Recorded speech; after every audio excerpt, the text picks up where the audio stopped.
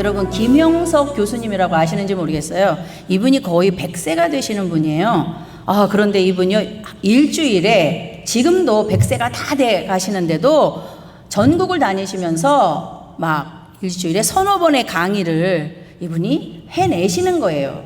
너무 겸손하시고 온유하시고 참 우리의 노후의 삶의 모델로 이분이 한국에서 뜨고 계시는데, 이분이 한 분은 그러시더라고요. 여러분, 제가 거의 이제 100세를 살았는데 제 인생을 돌아보니까 내 인생에서 가장 좋았던 시기가 있었는데 그게 몇 살이냐? 60세에서 80세였다고 합니다. 여러분 아멘입니까? 여러분 이 사이에 계신 분들이 많이 계시잖아요. 저는 아직 이 나이에 입성은 못했거든요. 그래서 저는 너무너무 기대가 되는 거예요. 그렇게 100세가 다 돼 가시는 분이 내 인생에 저는 뭐 20, 30대였다 이렇게 말씀을 하실 줄 알았는데 그게 아니더라고요. 60세에서 80세가 내 인생의 가장 황금기였다. 그때로 다시 돌아가고 싶다. 그렇게 얘기를 하시더라고요. 그러니까 여러분들의 나이 아니겠어요? 아멘입니까? 그러니까 여러분 우리는 좋은 시기에 시대 그 나이의 에이지 거기에 있는 겁니다. 그러니까 여러분 나이 드시는 거 두려워하지 마십시오. 지금 여러분의 시대인 줄로 믿습니다. 아멘. 자, 우리 옆에 있는 사람을 한번 축복해 보겠습니다. 당신이 열방 축복자입니다. 당신이 열방의 복입니다. 좀 웃으면서 하세요.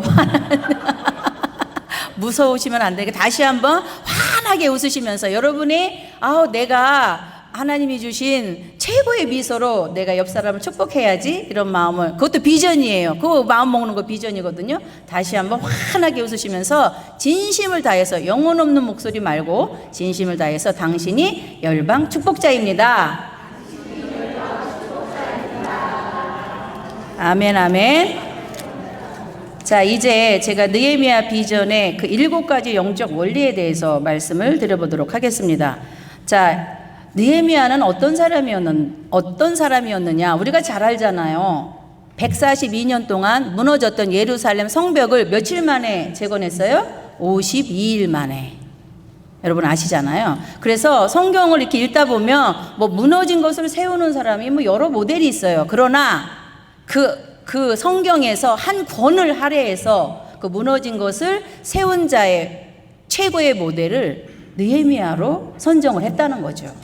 근데 이 느헤미야에 굉장한 메시지가 있는 겁니다. 그래서 제가 인도에서 막 비자 전쟁을 치르고 우리도 이제 받을 비자가 없구나, 이제 추방당할 수밖에 없다, 나갈 수밖에 없다, 이런 생각을 하고 있을 때 하나님께서 어느 날 그러시더라고요. 느헤미야를 읽어보라고. 그래서 막 운동을 하다가 하나님의 음성을 들었는데 제 방으로 들어가서 느헤미야 성경책을 읽기를 시작을 한 거예요. 느헤미야 1장에서 6장까지를 읽는데 보니까 하나님이 막 영감을 주셔가지고 어머, 무너진 거를 이 느헤미야가 세워내는데요, 영적인 원리가 있더라고요. 7개가 제 눈에 보이는 거예요. 하나님이 영안을 열어주셔서 그 7가지의 영적 원리를 제가 책으로 냈습니다. 그래서 여러분 뭐 아시는 분이 있겠지만 이렇게 느헤미야 비전 7가지 원리, 그렇게 해서 이 책이 5년 전에 나왔습니다. 제가 35년 동안 이 길을 가고 있는데요, 30주년 될 때 하나님께 소원의 기도를 드렸어요. 제가 정말 이 길 가고 싶지 않았거든요. 그래서 제가 우리 어머니가 너는 첫 것이니까 하나님께 드려줬다, 그렇게 해서 이 길을 가게 됐거든요. 그런데 10년을 싸웠어요. 엄마랑 중학교 1학년 때부터 대학교 졸업하는 때까지 엄마는 사모되라, 아니야 사모되라, 엄마 안 가, 그러면서 굉장한 갈등을 빚었었어요. 제 사명을 몰랐으니까. 그런데 우리 엄마는 초등학교도 안 나오셨어요. 그러나 비저널이었어요. 사명을 아는 자였어요. 내 딸은 사모에 또 영적 리더의 사명이 있고 비전이 있다는 것을 그 초등학교도 안 나오신 어머니가 정말 하루에 10시간씩 기도하시고 자기 돈을 다 줘가면서 전도하시고 기도원으로 미친 듯이 뛰어다니시면서 제 5살 때부터 아침 저녁으로 가정 예배를 드리시는 거예요. 네, 엄마, 우리가 교회보다 왜 교회 예배를 더 많이 드려요? 그랬더니, 목사님이 그러셨어. 예배하는 자를 복 주신다고. 나는 아무것도 가진 게 없는데, 예배하는 자를 하나님이 복 주신대잖아. 그러니까 너희들 복 받게 하기 위해서 나는 예배 드릴 거야. 그러면서 아침, 저녁으로 5살 때부터 집에서 가정 예배를 드리신 분이셨거든요. 근데 제가 이제 어느 날 어머니 이제 돌아가셨어요. 근데 돌아가신 후에 가만히 생각해 봤어요. 우리 엄마가 왜 나 5살 때부터 그렇게 예배에 목숨을 걸고 예배 안 드리면 나를 막 때리시고 막 혼내시고 그러면서 혹독한 그런 영적 훈련을 시키셨을까? 그때 하나님이 이렇게 응답하시더라고요. 야, 너 김연아 선수 알지? 김연아가 세계적인 스케이팅 선수가 되려면 걔 5살 때부터 시작했어. 스케이팅을. 그 엄마가 훈련을 시켜가지고 스케이트장 끌고 가가지고 너도 글로벌 영적 리더로 사용하려고 내가 네 그런 엄마를 준 거야. 그래서 네 엄마를 통해서 너를 5살 때부터 강력한 그런 영적인 군사 같은 그런 훈련을 내가 시킨 거다. 그렇게 깨달음을 주시더라고요. 아멘입니까? 여러분, 스케이팅 선수가 되려고도 그렇게 5살 때부터 혹독한 그런 훈련을 받는데 영혼을 구원하는데 열방을 구원하는데 우리가 훈련 없이 어떻게 그게 구원이 될 수가 있겠습니까? 훈련은 힘들잖아요. 저 얼마나 엄마한테 반항했는지 몰라요. 그런데 모르니까, 내 사명을 모르고 비전을 모르니까. 그런데 우리 엄마를 이겨먹을 수가 없더라고요. 그런데 기도하는 자는 이기는 겁니다. 그 기도하는 엄마를 제가 어떻게 이기겠어요? 아무리 짜증을 부리고 불평을 하고 해도 엄마는 쉬지를 않는 거예요. 이 가정 예배를 봐주지를 않아요. 그래서 가족이 이렇게 예배를 드리잖아요. 그 어린 5살한테 대표 기도를 시키시는 거예요. 네 입술로 한마디라도 네가 기도해야 이 예배가 끝난다는 거예요. 엄마가 하면 되잖아. 아빠가 하면 되잖아. 아니라는 거예요. 너는 하나님을 누구라고 생각하니? 네 입술로 네가 한마디 하는 거 그거 하나님 받으신단 말이야. 내 기도도 받으시지만 네 기도도 받으니까 네가 떠듬떠듬 한 문장만 해. 그래서 제가 그거를 마칠 때까지 예배를 안 끝내세요. 그래서 제가 지금 생각해 보면 제 기도에 하나님의 능력을 엄청 부으시거든요. 그래서 이번에도 국내 사역 가서도 전국을 돌아다니면서 상처받고 힘들고 어렵고 건강 문제, 자녀 문제, 물질 문제, 뭐 회사 문제, 또 우울증, 공황장애 이런 분들이 의외로 많더라고요. 요즘에 다 교회 다니는 분들이세요. 그런데 어떻게 제 기도 능력이 이렇게 알려져가지고 저를 이렇게 점심을 사주시고 저녁을 사주시면서 상담을 받고 그래서 제가 이렇게 딱 손을 얹고 기도해드리면 치료가 일어나는 거예요. 회복이 되더라고요. 그래서 제가 왜 이런 능력이 어디서 났을까? 난 너무 부족한데 돌아보니까 5살 때부터 이미 하나님은 저를 그런 사람으로 쓰시려고 그런 어머니를 주셔서 혹독하게 훈련을 하셔가지고 인도 땅에다 갖다 놓으시고 제가 인도에서 하는 것도요 다른 거 없어요. 제가 뭐 교단이 커서 물질을 많이 줄 수 있겠습니까? 영권이 대단해서 막 뭐 기도하면 막 쓰러지고 넘어지고 하는 역사가 있겠습니까? 아무것도 없어요. 사랑으로 승부하는 거예요. 그리고는 첫 클래스는 제가 하고 브레이크 타임 하고 오후 클래스는 세컨 클래스는 우리 목사님 하시거든요. 그러면 저는요 브레이크 시간에 커피 마실 시간도 없어요. 이분들이 저를 찾아서 상담을 받고 기도해 달라는 거예요. 그 인도 목회자들 100분을 우리가 가리키는데 지금 막 거의 19년째 이분들을 저희가 말씀으로 훈련하는 사역을 하거든요. 그런데 말씀 훈련 사역이 말씀만 가르치는 거 아니에요. 그분들의 전 삶을 저희가 토탈 케어를 해야 되는 거예요. 그분들은 가난하고 연약해요. 믿음도 목사이긴 하지만 영권도 부족해요. 또 성경을 읽을 때 어떻게 해석을 해야 되는지도 몰라요. 그러니까 저희가 가르쳐 주는데 삶에서 공격이 얼마나 많이 들어와요. 목회자기를 가니까. 그 힌두교를 믿다가 예수 믿으면요. 우리 목사님 그랬어요. 다 포기해. 팬티만 입고 쫓겨나요. 집에서. 너 예수 믿어? 너 재산권 아무것도 없어. 그래도 너 예수 믿을래? 그럼 예수 믿겠습니다. 그래서 그분들이 예수를 택한 거예요. 부모 버리고 재산 버리고 모든 거 친척 다 버리고 예수 믿는 거예요. 그러면 예수만 믿는 게 아니라 그것도 목회자까지 됐잖아요. 그러니 사탄들이 이 영적 리더들을 얼마나 공격을 하겠어요. 건강으로 공격하죠. 또 뭐 교회 문제로 공격을 하죠. 또 물질로 뭐 할 수만 있는 모든 것들을 다 동원해서 사탄들이 이분들을 공격을 하니까 이분들이 어떤 때는 포기도 하고 어떤 때는 뭐 자살도 하고 이렇게 이제 목회자기를 가다가 그런 분들을 저희가 모아놓고 말씀이 하나님이시니까 말씀을 붙잡고 여러분 하나님이 동역자시니까 어떤 어려움과 절망이 있어도 이 길을 가셔야 됩니다. 사명 감당하셔야 됩니다. 비전을 가지십시오. 우리가 4년을 말씀으로 훈련하는 사역을 하는 겁니다. 근데 그분들이 이제 뭐 돈이 없습니다. 뭐 애가 아픕니다. 또 뭐 거기는 나이 드신 분도 많이 오시거든요. 목사님들 늦게 목사로서의 콜링을 받으셔가지고 뭐 은퇴하시고 목사 되신 분도 많아요. 또 일 하시다가도 뭐 잡이 있다가도 갑자기 뜨거워지니까 어머 나를 하나님이 목사로 부르나 보다. 그러고는 잡을 포기하고 다음날 그냥 자기 가정에서 교회를 시작하시는 분들이 많거든요. 그러니 얼마나 많은 공격이 있겠어요. 어려움이 또 많겠어요. 그런 분들이 저를 다 찾아오는 거예요. 그러면 저는 그분들을 상담해 드리면서 기도해 드리기 시작했어요. 여러분 영어로 제가 강의하는데 영어 잘하지 못해요. 옥권사님은 정말 인도에 오셨는데 영어가 그냥 바다 발음이셔가지고 제가 참 너무 쉬웠어요. 우리가 그런 분들이 오셨으면 좋겠어요.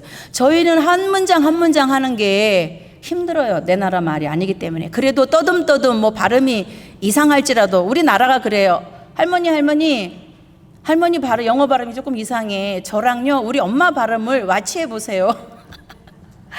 우리 손주가 제 영어 발음을 이렇게 코치할 정도로 그런 발음이지만 하나님은요 심장을 보시고 쓰시는 거예요. 영어 발음 보고 쓰시는 게 아니라. 그래서 저는 항상 그런 프라이드가 있어요. 아니 영어 잘하는 사람을 쓰려면 미국인 갖다가 쓰면 되지 왜 나한테 찾아오셨을까? 나 영어 못하는 거 다 아시는데. 그런데요 중고등학교 때 배운 영어만으로도 하나님이 얼마든지 영혼을 구원해낼 수 있다. 나만 부족한 건 내가 채운다. 그래서 저는 영어도요 과감하게 합니다. 문장 내가 영어 문법 교사도 아니고 문법 가르치려고 간 거 아니거든요. 그 안에 메시지 하나님이 당신을 사랑하십니다. 당신을 부르셨습니다. 당신 열방 축복자입니다. 그거를 사명의식을 고취시키면 되는 거거든요. 그렇게 해서 그런 기도의 능력이 막 한 분 한 분을 붙잡고 창자가 끊어지듯이 기도해 주다 보니까 그분들이 그래요. 선교사님이 기도해 주셔서 뭐 애가 낳습니다. 뭐 문제가 해결이 됐습니다. 뭐 너무 감사하다 그래서 의뢰 그냥 하는 소리겠지. 그렇게 들었거든요. 그런데 그게 진짜 일어나더라고요. 그런 역사들이. 그래서 이번에 한국에 가서 제가 이제 하나님 이제 국내 사역도 어차피 저희가 너무 더워서 국내를 나가야 돼요. 1년에 2개월씩은. 그러면 저는 그 시간도 아까운 거예요. 하나님 인도에서만 사용하지 마시고 저를 이왕 기름 부신 거 열방을 향해서 제가 어디를 가든지 간에 한번 사용해 주십시오. 그리고 국내에서도 시간 아깝습니다. 저 부족해도요. 제 말씀에 권세한 능력을 주셨으니까 개인적으로 만나든 강단에 세워주시든 국내 사역 열어주세요. 간절히 눈물로 기도했더니요. 코로나 때부터 국내 사역이 남들은 힘든 코로나 시대인데 저는 코로나가 저의 축복의 시기였어요. 이 느헤미야 책을 냈는데요. 제가 유명인이 아니잖아요. 본죽 최복희 대표님이 2천만 원 들여서 이 책을 내준 거거든요. 이 느헤미야 무너지는 거 세우는 느헤미야 해서 어떻게 이렇게 7가지 세우는 영적 원리를 발견해 내셨습니까? 지금 다 무너지지 않습니까? 가정도 무너져, 자녀도 무너져, 교회도 무너져, 신앙도 무너져. 다 무너지는 시대에 와 선교사님 대단하시다고 세우는 자 느헤미야를 끄집어내셔가지고 그 영적 원리를 그렇게 발견해 내셨다니 제가 책을 내드리지요. 이래서 이 책이 나온 겁니다. 그런데 누가 사서 봐야 말이죠. 그래서 제가요 이 책에다가 맨날 인도에서 울면서 안수기도를 한 거예요. 하나님 이 느헤미야 비전 이 시대에 굉장히 중요한 메시지입니다. 아버지께서 기름 부으셔서 제가 좀 말할 수 있는 기회를 메시지를 전할 수 있는 기회를 달라고 기도하고 또 기도하고 이 책에다 대고 매일 안수를 한 거예요. 그랬더니 코로나 시대가 왔고 코로나 때에 모일 수가 없는데 이렇게 저를 아는 그런 몇몇 집사님들 권사님들이 그 느헤미야 책 쓰셨는데 우리 좀 가르쳐 주세요. 그게 뭐예요? 하면서 1기 2기 이렇게 시작된 게 여기 오늘 하나 장로교회까지 9기까지 오게 하신 에베네셀의 하나님이신 줄로 믿습니다. 자, 이제 본격적으로 느헤미야 비전의 영적 원리가 무엇인지 한번 공부해 보도록 할게요. 자, 느헤미야를 보면은 느헤미야는요 바벨론 땅에 살고 있었습니다. 바벨론 땅은 무슨 땅이에요? 포로로 잡혀간 땅이에요. 그래서 느헤미야는 이민 3세입니다. 할아버지 때에 이 예루살렘이 공격을 받아서 그때 그 느부갓네살 왕이 포로를 이스라엘 백성들을 그 바벨론 땅으로 포로로 잡아간 거예요. 그때 할아버지가 잡혀가신 거죠. 그래서 아버지를 낳고 느헤미야까지 그 바벨론 땅에서 난 거예요. 자, 그런데 이 느헤미야는 이스라엘 사람이 아니니 그 본국에서 태어나질 않았잖아요. 그런데도요, 그 할아버지, 아버지가 포로로 잡혀간 바벨론 땅에서도요, 그 하나님의 율례와 규례를 잘 지키고 하나님을 경배하면서 사는 그런 집안이었던 것 같아요. 그러니까 느헤미야 안에 이민 3세인 느헤미야 안에 그 신앙이 잘 자리 잡고 있었어요. 그때는 교회도 없었고 그랬는데 그 가정 안에서, 그러니까 가정이 예배 처소가 된 거고, 그래서 하나님에 대해서 잘 알려줘서 이 느헤미야는 이 하나님 여호와 하나님에 대한 개념과 인식이 확실했던 사람인 것 같습니다. 자, 그렇게 해서 1, 2차에 의해서 이제 이 포로로 잡혀왔는데 고레스의 칙령에 의해서 70년이 되니까 자, 니네 본국으로 돌아가. 그래서 무너진 예루살렘 교회를 성전을 세워. 이런 칙령이 떨어진 거예요. 그래서 1차, 2차 돌아가는 사람들이 있었어요. 본국으로. 그런데요, 느헤미야는 남아 있었어요. 여러분, 여기에도 레슨이 있습니다. 여러분이 포로로 잡혀간 사람들의 유일한 꿈이 뭐겠어요? 고향으로 돌아가는 거잖아요. 여러분이 만약에 일본으로 잡혀갔어. 일본 땅에서 사는데 서울은 얼마나 받겠어요? 맨날 생각하는 게 언제 본국으로 돌아가나, 언제 본국으로 돌아가나. 북한 사람들 그렇잖아요. 북한 사람들 남한으로 이렇게 전쟁 터져 내려왔는데 거기 형제자매들 다 있고 안에 처자식 있는 분도 있고 하니까 그 자꾸 실향민이 되어져서 그 북한을 그리워하듯이 느헤미야도 이 이스라엘 포로 땅에서 살고 있는 이스라엘 백성들도 언제 고국으로 돌아가나 이거였겠잖아요. 그런데 갑자기 하나님이 그 고레스, 그 이방 왕의 마음을 감동을 시키셔서 니네 본국으로 돌아가. 내가 돈 주고 재료들 그거 다 줄 테니까 돌아가서 무너진 예루살렘 성전을 세워. 이런 역사가 일어난 거예요. 이거 얼마나 대단한 일입니까? 그러니까 여기서도 하나님은 열방의 왕이시다라는 거예요.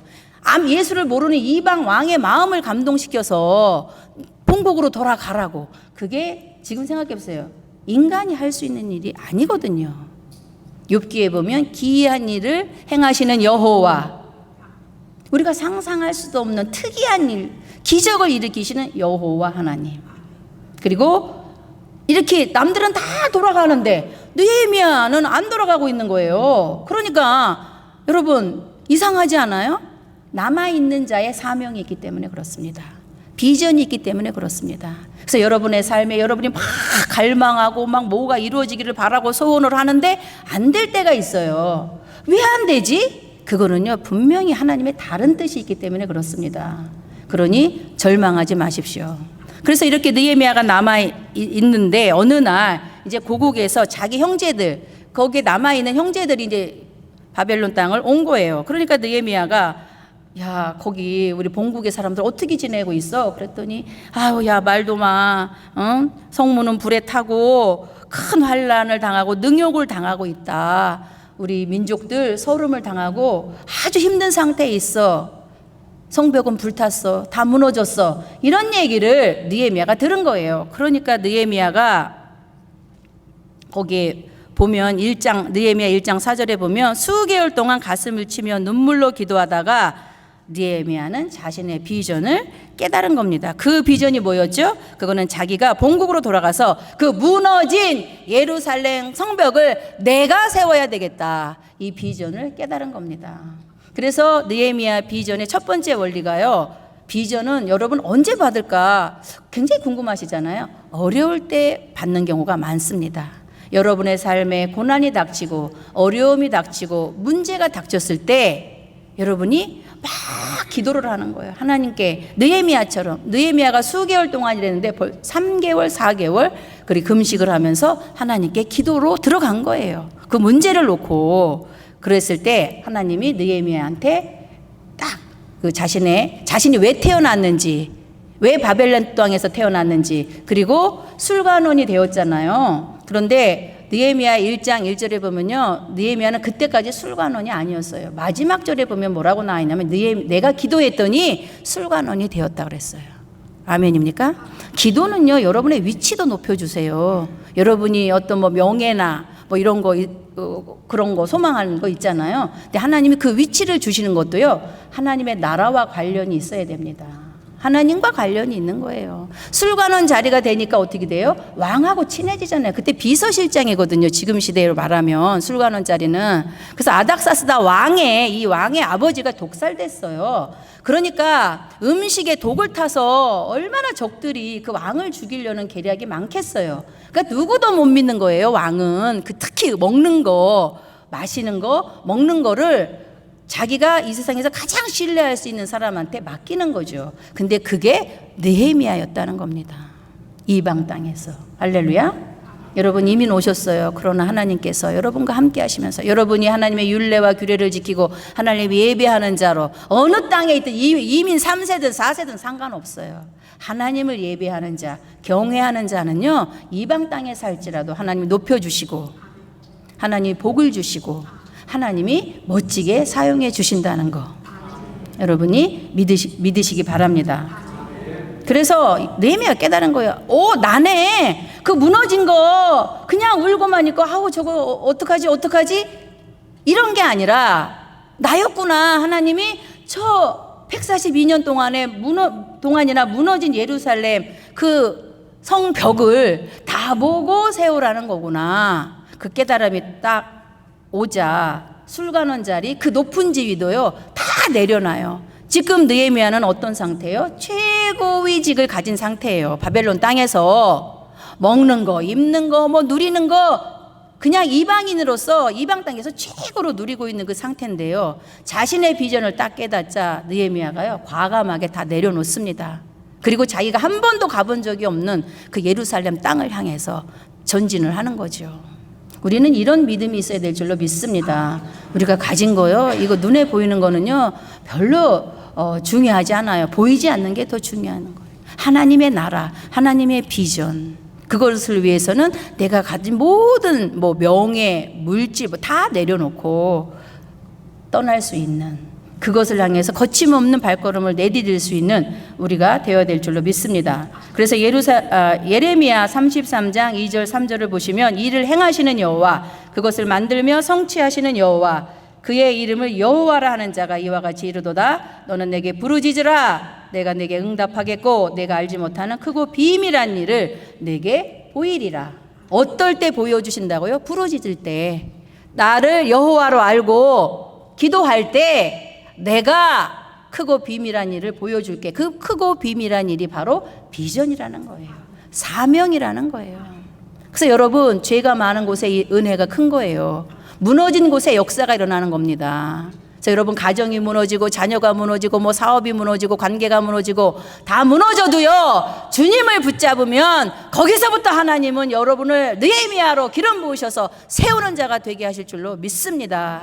이 원리를 아셔야 돼요. 그래서 저는 뭐 인생에 어려움이 오고 힘듦이 있고 이러면은요, 이야, 이거 그러니까 위기에 강한 여자가 되게 해달라고 저는 늘 기도합니다. 이거 극복하면요, 하나님의 복이 쏟아지는 겁니다. 그래서 그걸 두려워하시면 안 돼요, 무너지는 거를. 그래서 왜? 크고 비밀한 일을 내게 주시려고 하나님이 그러시는 거니까 하나님을 믿어드리면 여러분이 고난 앞에서, 어려움 앞에서, 고통 앞에서 비전을 발견하실 수가 있는 겁니다. 그래서 느헤미야처럼 끈질기게 기도해서 여러분의 비전을 발견해 내시기 바랍니다. 그래서 시편 기자는 이렇게 말합니다. 고난 당한 것이 내게 유익이라. 그것을 통해 주의 율례를 배우게 되었나이다. 하나님은 여러분을 고난을 주실 적에 죽이기 위해서, 멸망하기 위해서 주시는 거 아니에요. 여러분을 강한 영적인 군사로 만드셔서 크게 쓰시고 크게 복 주시려고 만드시는 줄로 믿습니다. 그러니까 고난이 오면 고난아 와봐라, 나 준비돼 있거든, 너 내 밥이야, 그러면서 기도로, 말씀으로 계속 그 고난을 대면을 하셔야 돼요. 자꾸 고난을 피하잖아요. 고난이 재밌네, 막 우리 어렸을 때 어떤 애 막 약한 애 막 골려 먹으면 계속 울고 그러면 더 골리고 싶잖아요. 그런데 얘가 어느 날, 야, 때려봐! 그러면서 강하게 나오면 얘가 주춤하면서 못 때립니다. 고난 앞에서 우리가 취해야 될 태도는 바로 이런 자세라고 저는 생각을 합니다. 어려움 앞에서 야 문제야 와봐. 나 혼자 하는 거냐. 내 뒤에 하나님 계시거든. 하나님이 너를 친히 싸워주실 거야. 너를 정복할 거야. 그러면서 의기양양하게 강하고 담대하게 문제 앞에 서 있는 겁니다. 말씀을 붙잡고 기도하면서. 그럼요 거기서 기적이 일어나고 이적이 일어나고 놀라운 역사가 일어나고요. 여러분 가나안 땅을 정복했을 때 여러분 정복하는 자에게는요 복이 임해요. 그 전리품 다 자기들 거에 되는, 금도 내 것이요 은도 내 것이요 정복하는 자의 것이 되는 거예요. 아멘입니까? 그들이 죽으라고 해놓은 거 뭐 집 가사 뭐 양 나귀 그런 게 재산이었잖아요. 그저 오래된 구약 시대에는 그게 다 정복한 자의 것이 되는 거라고요. 아멘입니까? 그래서 우리가 어떤 문제를 이기고 정복했을 때 그 안에 하나님이 숨겨놓으신 그 놀라운 축복이 우리 것이 되는 줄로 믿습니다. 그래서 여러분 고난이 오고 문제가 오잖아요. 기뻐하십시오. 그래서 항상 기뻐하라고 하셨잖아요. 좋을 때만 뭐 너 알아주고 너 인정받고 너를 사랑하는 자 앞에서만 네가 기뻐하라고 안 하셨잖아요. 항상 기쁜 일이나 좋은 일이나 나를 알아주거나 알아주지 않거나 고난을 당하거나 뭐 해피하거나 항상 기뻐하라. 왜? 고난 앞에서 왜 우리가 기뻐할 수 있습니까? 이 고난을 우리 여호와 하나님께서 능히 내일의 축복으로 바꾸실 수 있기 때문에 우리는 미리 기뻐하는 겁니다. 저는요 감사헌금도 뭔 일이 감사해서 드리는 것보다요 어려운 일이 있었을 때 해결해 주실 줄로 믿고 감사헌금을 미리 드리는 게 진짜 믿음이라고 생각을 합니다. 감사해서 감사헌금 드리는 거 안 믿는 사람들도 그래요. 우상 숭배하는 자들도 그거 자기 문제 해결되면 우상한테 돈 갖다 바치고 금 갖다 주고 그럽니다. 그러나 우리 하나님의 자녀는 다르잖아요. 우리는 믿음은 보이지 않는 것들의 실상이다. 지금 문제 있어요. 이거 하나님이 개입하셔서 샤켄하셔서 이기고 정복하게 해서 하나님 영광 받게 될 것이다. 나는 그래서 미리 감사헌금 드려버려. 그래서 드리는 거예요. 저는 이거를 실천해서 100% 응답을 받았습니다. 그래서 고난이 오면 감사헌금 드리세요. 아멘. 왜? 하나님이 그 고난을 축복으로 만드실 거기 때문에 여러분이 5만 원, 10만 원, 50불, 100불 드리는 거에 30배, 60배, 1000배, 만배로 갚아주실, 보상하실 하나님을 믿고 드리는 건 줄로 믿습니다. 그래서 우리는요 전진하는 믿음을 취해야 됩니다. 자, 그래서 믿음의 두 번째 영적 원리, 제가 여러분의 소책자에는 7가지로 나와 있는데 시간 관계상 1, 2 원리, 3, 4 원리, 5, 6 원리 이렇게 묶어서 말씀을 드리도록 하겠습니다. 그냥 쭉 따라오시면 돼요. 자, 비전의 다음 원리는요, 하나님은 비전이 주어졌잖아요. 비전에 필요한 모든 것을 공급하시는 분이십니다. 아멘입니까? 자, 느헤미야가 자신의 비전을 깨달았어요. 그랬는데요, 막 기도를 했잖아요. 수개월 동안 아주 그냥 창자가 찢어지는 그런 민족을 향한, 이스라엘 민족을 향한 기도를 했을 때 하나님이 일을 하시기 시작하셨어요. 첫 번째는요, 그 아닥사스 그 왕의 마음을 하나님이 만지셨어요. 그 느헤미야가 기도하는 동안에 이 아닥사스 왕이요, 굉장히 그 성격이 예민하고 이렇게 좀 괴팍한 그런 왕이었거든요. 그런데 하나님께서 그 느헤미야가 간절히 기도하자 그 아닥사스의 마음을요, 굳은 마음을 좀 악한 마음을 다 성령으로 만지셔서 부드럽게 만져 놓으신 거예요. 그래서 느헤미야가 제가 좀 너 얼굴에 이렇게 수심이 가득하냐, 여러분 왕 앞에서요 술 따르는 자가 얼굴빛이 안 좋잖아요. 죽을 수도 있어요. 왕이 야, 너 얼굴빛이 그게 뭐야? 내 앞에서 그런 얼굴을 하면 나 기분 나빠. 너 이거 죽여버려. 왕은요 그때 절대 권력이었습니다. 그러니까 얼굴에 수심스러운 표정조차도 못 짓는 그런 술관원 자리인데, 느헤미야가 수개월 동안 기도하고 나아가니 그 얼굴색이 밝지도 않고 좀 힘든 부분이 있었겠죠. 그런데요, 그거를 야 죽여가 아니라 불쌍히 여기는 마음을 하나님이 주셨다는 겁니다. 느헤미야야, 왜 그래? 너 무슨 일 있어? 내가 뭐 도와줄까? 여러분 180도 달라진 거 아닙니까? 어떨 때요? 여러분이 기도했을 때.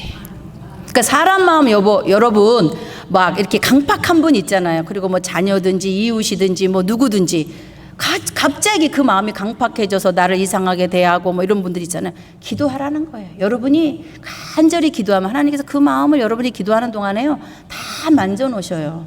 저는 참 이거 여러분 이제 점심시간이라 조금 이제 친해졌고 그래서 예화를 좀 들어보겠는데 저희 목사님하고 저는 참 행복하거든요. 그러나 참 맞지 않는 부분이 많아요. 우리 목사님은 느긋하시고 충청도고 느리시고 저는 다혈질이고 빠르고 아주 그냥 뭐든지 빨리빨리 돼야 되고 이런 성격인데 잘 맞춰서 여기까지 온 거예요. 왜냐?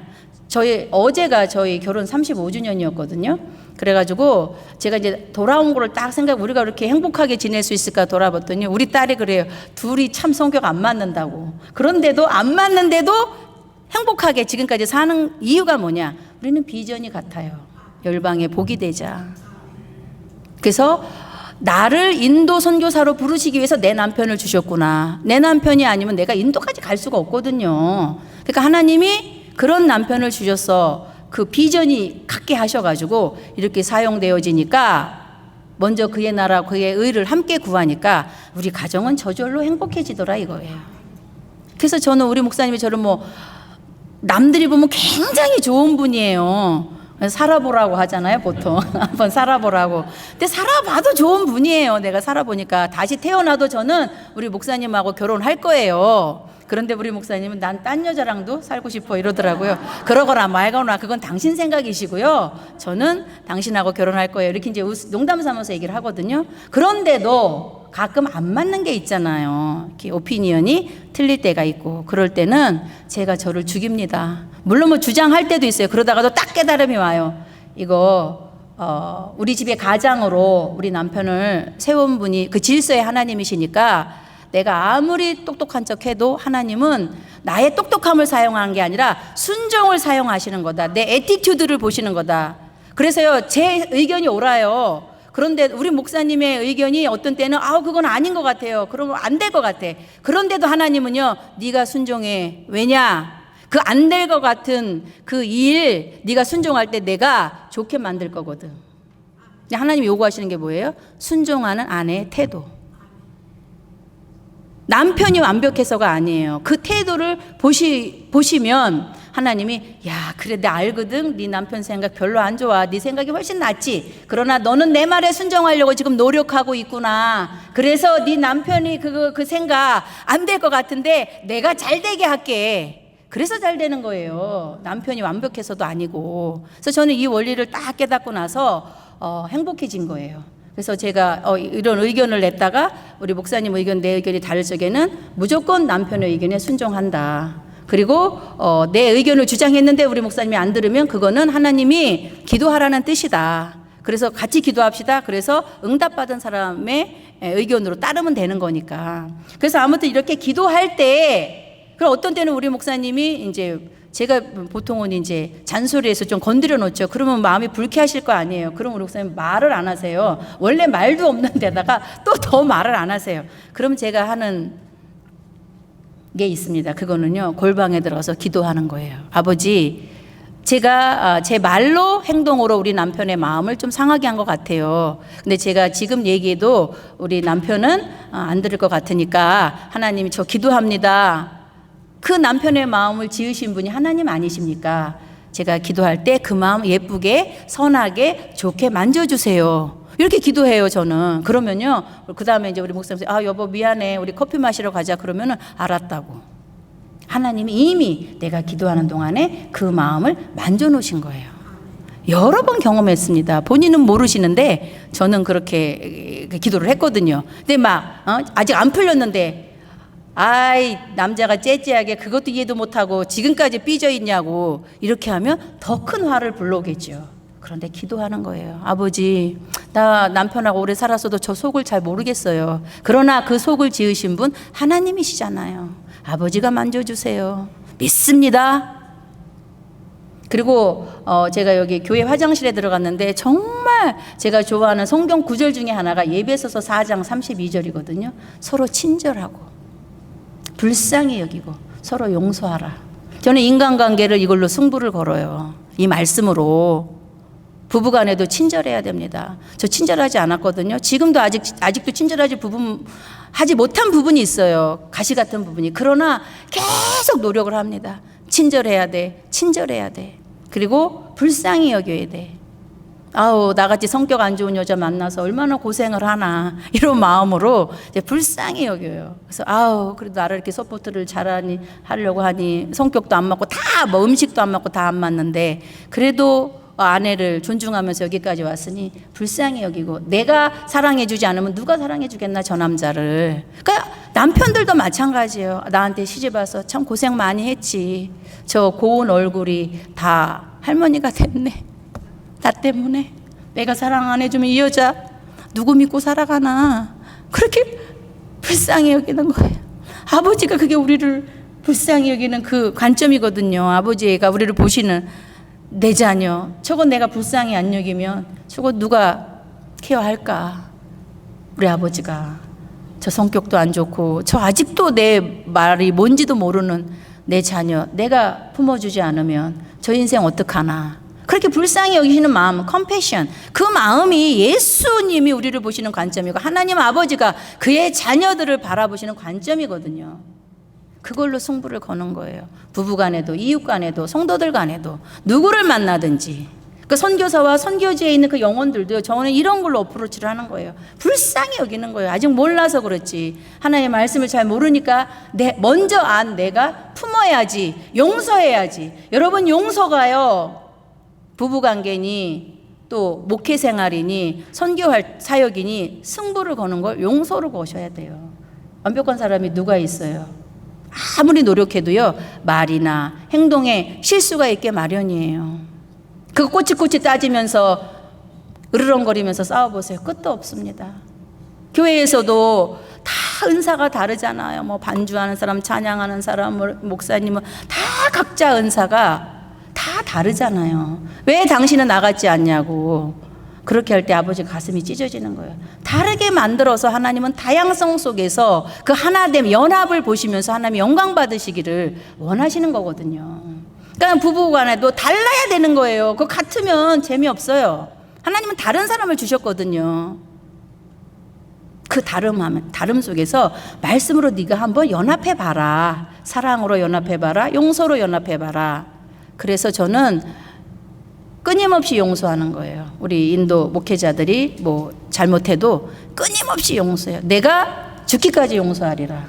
그리고 친절하려고 노력을 해요. 막 화나는 일이 많이 있어도요, 내 자신을 쳐서 죽이고 하나님을 영광에 내야지. 내가 화내면 하나님이 슬퍼하시지. 그러면서 계속 그냥 혈압은 여기까지 올라가는데 웃으면서 안녕하시냐고, 무슨 문제가, 저와 싫어하는 일을 하면 괜찮다고, 다 잘 될 거라고. 그 말로 그렇게 한번 딱 선포하면요, 그대로 되더라고요. 분노가 사가지더라고요. 그래서 그 훈련을 계속 해 나가는 거예요. 그래서 하나님이 우리를 용서하심 같이 용서하라. 그래서 여러분, 우리 다 불완전한 자들이에요. 여기 나 완벽한 사람이 있어. 완벽해요. 태어날 때부터 지금까지 죄 하나도 안 지었습니다. 그런 의인 없잖아요. 근데 하나님 우리를 죽이시지도 않으시고 여기까지 끝없는 용서로 이끌어오시고 여기다가 앉혀놓으신 거예요. 사명이 있어서, 비전이 있어서. 자, 그렇게 해서 느헤미야가 이제 사명을 깨닫고 본국으로 돌아갔습니다. 그래서 필요들이 있잖아요. 거기 돌아가려면 비자 같은 게 필요했거든요. 그때는 거기 이제 민족마다 이렇게 통과를 해야 되니까 그 조서를 다 왕이 주셨고, 또 왕이 느헤미야가 거기서 비전을 성취할 때 필요한 그 자기 집을 건축하는 그 재료도, 그때 뭐 바벨론이 최고의 나라였으니까 좋은 건축 자재들이나 뭐 필요한 것들이 얼마나 풍성하게 있었겠어요. 그거를 다 그 왕이 공급해 주면서 느헤미야 가서 성벽 세워, 이렇게 서포팅을 한 거예요. 이게 키맨이에요. 키맨. 여러분이 어떤 비전을 선포하셨을 때요, 여러분에게 키맨을 주신다는 거 기억하시기 바랍니다. 동역자, 다른 말로 하면 동역자도 될 수 있어요. 그게 부부도 될 수 있는 거고, 성도도 될 수 있는 거고, 여러분 형제가 될 수도 있고, 뭐 이웃이 될 수도 있는 거고, 그런 동역자를 여러분이 뭐 비전이라 그래서 저처럼 뭐 인도 땅에다가 1000개, 10,000개 교회를 세우겠습니다, 이런 것도 비전이 되지만요, 작은 것도 비전이 되는 겁니다. 누구를 사랑하기로 하는 거, 사랑할 수 없는 사람을 사랑하기로 결단하는 거, 그게 비전이거든요. 그런데 사랑할 수 없는 사람을 사랑하려고 할 때 그게 쉽냐고요. 너무 어려워요. 그런데 하나님이, 내가 하나님 이 사람은 사랑할 겁니다, 사랑하게 해주세요, 기도하다가 제가 여러분이 영적인 사람이 되는 거예요. 하나님이 어떤 때는 여러분을 기도의 용사로 쓰시려고 어려움을 허락하실 때가 있어요. 여러분 어떨 때 기도 많이 하세요? 평안할 때 기도를 막 열심히 하는 사람도 있겠지만 그런 것보다는 어려움이 닥칠 때 기도하시잖아요. 하나님이 기도해라 사인을 주시는 거예요. 기도하면 내가 크고 비밀한 일을 보여줄게, 축복해 줄게, 해결해 줄게, 응답해 줄게, 그러시는 거라고요. 그래서 우리 느헤미야가 이렇게 성벽을 재건하러 갈 때 이 사람이 뭐 이민 3세에다가 이스라엘 백성들 알지도 못하잖아요. 그런데 아닥사스의 마음도 그렇게 하나님 만져놓고, 또 이스라엘 백성들 지금 142년 동안이나 공격을 받았어요. 적의 공격을 받았으니까 여러분 전쟁을 142년 동안 치른다고 생각을 해보세요. 적의 공격을 받았다고 생각해 보세요. 그 자존감하며 모든 게 밑바닥 다 없는 거예요. 얘 될 대로 되라, 희망도 없고 절망 속에 그냥 사는 거예요. 그런데 하나님이 그 이스라엘 백성들의 마음도 만져놓으신 거예요. 느헤미야가 기도할 때. 그래서 느헤미야가 그 본국으로 돌아가서, 야 우리 이렇게 수치를 당하지 말자, 우리 힘을 합쳐서 이 성벽 세우자. 그랬을 때 이스라엘 백성들이요 아멘 하고 일제히 일어난 겁니다. 아멘입니까? 이렇게 사람들 함께 여러분의 비전이 있을 때 동역할 자들을 하나님이 일으키신다는 거예요. 여러분이 기도할 때. 그리고 기도하면서 어때요? 여러분이 영적인 거장이 되어져 가는 거예요. 한 번 기도하고 두 번 기도하고. 여러분 하루 기도한 사람과 10년 기도한 사람, 그 영적인 차이가 얼마나 대단하겠어요. 그러는 거예요. 기도하는 거예요. 계속 새벽 기도도 하고 수요일도 나와서 기도하고 집에서도 기도하고 무시로 수시로 차 안에서도 기도하고 계속 기도의 용사로 여러분들이 그 훈련을 해 나가면 어느 날 여러분이 상상할 수도 없는 기도의 용사로 세워진다는 겁니다. 영적인 어떤 하나님의 그 비전을 이루기 위해서는 영역이 필요하잖아요. 영적인 힘이 필요하잖아요. 저도요 100천만 비전을 2004년에 선포를 했거든요. 그때 파송교회도 없었어요. 그런데 하나님의 비전만 떨어진 거예요. 야 인도 땅을 봐라, 네가 눈 돌리는 곳마다 다 힌두 신전만 있지 않냐, 나를 예배하는 예배 처소가 없다, 이게 웬 말이냐, 네가 좀 비전을 갖고 인도에다가 1000개 교회는 좀 세워줘야 되지 않겠냐, 이렇게 찾아오셔가지고 제가 눈물을 흘려서, 아버지 우리 지금 파송교회도 없거든요, 먹고 살 돈도 없는데 무슨 1000개 교회예요, 교회 하나당 2천만 원 필요한데. 그때는 2천만 원이었어요. 지금은 물가가 올라서 2,500만 원, 3천만 원이지만 우리 못해요. 그런 거예요. 그런데 하나님은요 그러더라고요. 야 네가 하냐? 내가 하지. 여러분들도 그런 하나님의 음성 가끔 들으실 때 있을 것 같아요. 여러분 할 수 없을 때는요 하나님한테 기도하면, 야 걱정 마, 너는 기도만 해, 나머지는 내가 할 테니까. 동역자니까. 그래서 여러분의 무너진 자녀 세우는 것도 여러분 혼자 하는 거 아니에요. 여러분이 끊임없이 기도할 때 하나님께서 여러분의 동역자가 되어주셔서 그 일을 이루시는 분이신 줄로 믿습니다. 자녀뿐만 아니에요. 뭐 비즈니스든 뭐 관계 영역이든 모든 무너진 영역, 여러분이 기도할 때 신앙의 영역, 뭐 남편의 또 뭐 신앙 영역도 있고 뭐 무너져 있는 거 볼 때 보기만 하면 기도 들어가세요. 기도하는 거예요. 끝까지. 그러면 하나님께서 이렇게 또 동역자도 붙여주시고 또 어떤 뭐 영적 리더를 만나게 해주셔서 그 말씀을 듣고 뭐 남편이 다시 교회를 나온다든가 자녀가 교회를 나온다든가 또 좋은 영적 목사님을 만나게 해주셔서 멀리 떨어져 있는 내 자녀가 교회를 간다든가 역사가 일어나는 것인 줄로 믿습니다. 하나님은 여러분의 기도 소리를 듣고 싶어 하시는 거예요. 너 나 필요하잖아. 그러니까 내 이름 불러. 내가 네 아버지잖아. 왜 너 혼자 그렇게 애를 쓰냐. 나한테 맡겨. 내가 이루리라. 하나님은 반드시 이루고 성취하시는 하나님이세요. 그러나 그 때와 시기는 하나님 손에 있는 겁니다. 저희 엄마가 돌아가실 때 저는 그때 내 주변에 중보기도자가 하나도 없었어요. 파송교회도 20년 동안 없었을 뿐만 아니라 뭐 파송교회 뭐 성도들도 없으니까 나를 위해서 기도해 주는 사람도 없고 우리 엄마, 친정엄마 한 분밖에 없는 거죠. 그 엄마가 하루에 10시간씩 이 부족한 딸을 위해서 자기가 그 길을 가라 그랬으니까 너무 고생하는 20년 동안 파송교회가 없는 걸 보면서 가슴을 치면서 어떤 때는 내가 미친년이지 저 길을 내 딸한테 왜 가라 그랬을까? 저 힘든 길을 내가 잘못 보낸 거 아닌가? 그런 마음으로 눈물을 흘리면서 하루에 10시간씩 다리가 부러지셨어도 침대에 누워서도 10시간씩 기도하셨어요. 그 어머니가. 나 우리 엄마가 미쳤구나 진짜. 그 내가 죽으려고 그럴 때도 엄마 막 손을 잡고 엄마 지금 죽으면 안 돼. 나 지금 인도에 할 일이 얼마나 많은데 엄마밖에 중보기도자가 없는데 죽으면 안 돼. 엄마는 죽을 수도 없어. 나 누구 믿고 사역하란 말이야. 그랬을 때 우리 엄마가 위대한 말을 했습니다. 야 성자야, 내가 너 5살 때부터 너를 위해서 한 기도가 하늘에 쌓이고 쌓여서 더 이상 쌓을 것 없어. 이제 믿음으로 행하면 된다. 이게 유언이셨어요.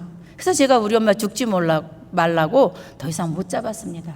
그런데요, 우리 엄마가 선포하신 대로 저희 엄마가 돌아가신 후에 나는 나를 위해서 기도할 자가 아무도 없고 나 어떻게 하나 그랬거든요. 그런데 더 잘 되는 거예요.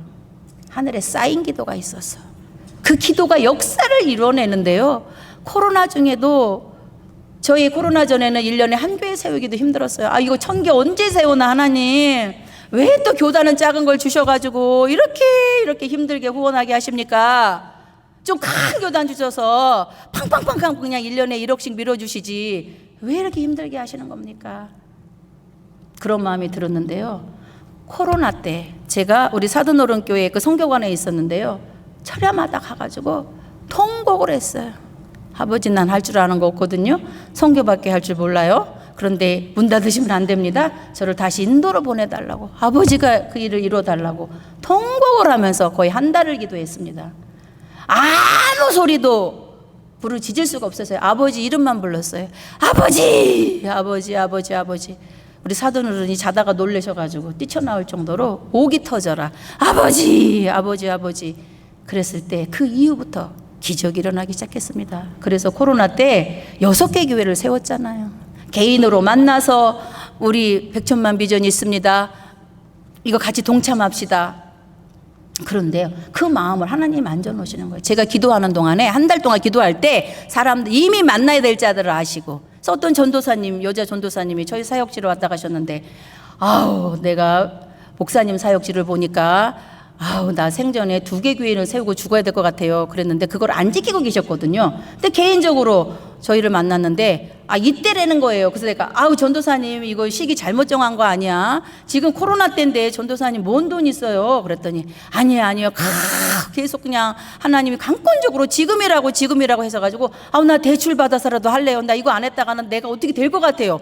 이러시는 거예요. 그래서 제가 막 만류를 했어요. 지금 다 어려운데 이때가 아니라는 거예요. 그러면서 2,500만 원을 대출을 받아서 헌금을 하셨어요. 그래서 멋진 교회가 그 코로나 때 인도 땅에 세워졌는데 그 교회가 부흥 성장을 이루면서 거침없이 나아가고 있습니다.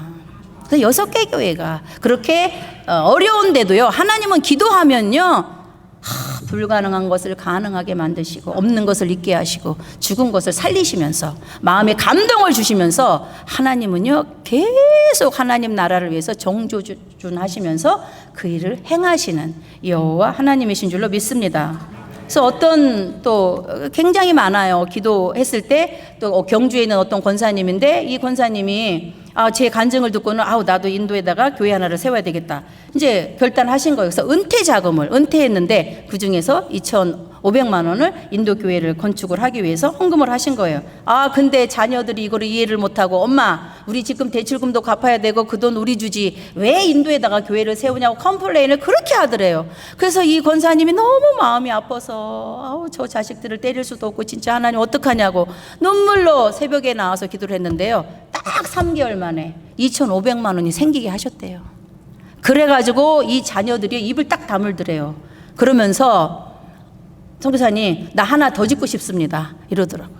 하나님 이렇게 일을 행하시는 여호와 하나님이 안 될 것 같아도 그거를 자기 위해서 쓰고 싶었지만 하나님의 몸된 제단, 하나님의 통치 자세로 인도 땅에 세웠을 때 그 엄마의 믿음을 이해하지 못했던 그 자식들이요, 지금은 믿음이 들어가가지고 이번에 건축 헌금이 2,500이었는데 그 자녀들이 500만 원을 더 보내가지고 3,000만 원으로 지금 57호 교회가 건축되어지고 있습니다. 하나님은 이 일을 성취하시는 여호와이십니다. 그래서 여러분, 이렇게 고난이 왔을 때 기도해서 비전 받으시기 바랍니다. 그리고 여러분이 비전을 어떤 것이든 선포할 적에 하나님은 모든 필요를 공급하신다는 거. 영적인 힘이 필요하면 영적인 힘을 더하시고, 사람이 필요하면 사람을 붙여주시고, 물질이 필요하면 물질을 주시고, 또 환경을 열어주실 게 필요하면 환경을 여시면서 새롭고 산 길로 여러분들의 비전이 성취되게 하시는 살아계신 여호와 하나님이신 줄로 믿습니다. 그래서요, 느헤미야는 이렇게 하나님의 비전을 성취할 적에 얼마나 많은 영적 전쟁을 치러야 되겠습니까? 그래서 여러분, 그 다음 원리는요, 뭐냐면 여러분들이 비전을 세울 때 비전이 있는 곳에는 반드시 고난이 온다. 원수가 생긴다는 거예요. 왜냐? 비전 자체가 영적인 전쟁이기 때문에, 하나님의 나라를 세우는 거기 때문에, 하나님의 영광을 드러내는 것이기 때문에 사단이 얼마나 약이 오르겠어요. 저 인도 땅에다 하나 교회를 올릴 때마다 여러분, 그냥 뭐 하나 지어줬어요, 57호 지어줬어요, 뭐 56호, 이거 아니에요. 저는 날마다 기도해야 되는 겁니다. 그 목사들이 안 지켜요. 약속을 안 지켜요. 엑스트라 머니 더 달라 그러고, 또 뭐 무슨 핑계를 대면서 언제까지 팀들은 뭐 헌당 예배 드리러 오는데 교회가 지어지지 않은 상태가 여러 번 있었어요. 그리고 엑스트라 머니를 계속 요구하는 거예요. 그래서 우리 생활비, 제가 200만으로, 생활비 우리 파송교에서 70만 원밖에 안 주거든요. 그런데도요, 200만으로 책정을 하고 그냥 그 엑스트라 머니를 그 후원한 교회나 후원한 사람한테 요청하지 않습니다. 저희는 철칙을 딱 했어요. 주신 대로 짓는다. 그러나 완공해서 드린다. 그래서 그냥 우리 생활비를 몇 번을 넣었어요. 후원교에서 왔다고, 후원자가 보내줬다고 그러고. 그런데 우리 굶어 죽지 않았습니다. 살아있잖아요. 더 강력한 하나님의 용사로, 비전어리로 사용하고 계시잖아요. 하나님, 여러분 물질에 연연하지 마세요. 다 하나님으로부터 온 거예요. 내 자녀도, 내 가정도, 내 물질도 하나님으로부터 왔다. 내 것에서 노임받는 자가 진정으로 구원받은 자다. 조정미 목사님 말씀하셨잖아요. 이 땅에 내 것은 없습니다. 여러분, 이제 우리 하나님 만날 준비해야 되잖아요. 우리 나이 때는 언제 갈지 몰라요.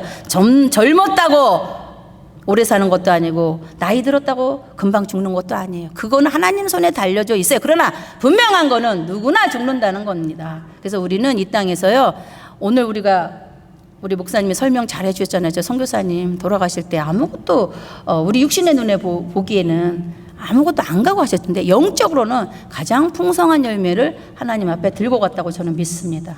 그런 열매를 준비하시는 게 이 땅에서의 우리 믿는 자녀들의 삶이라고 생각을 합니다.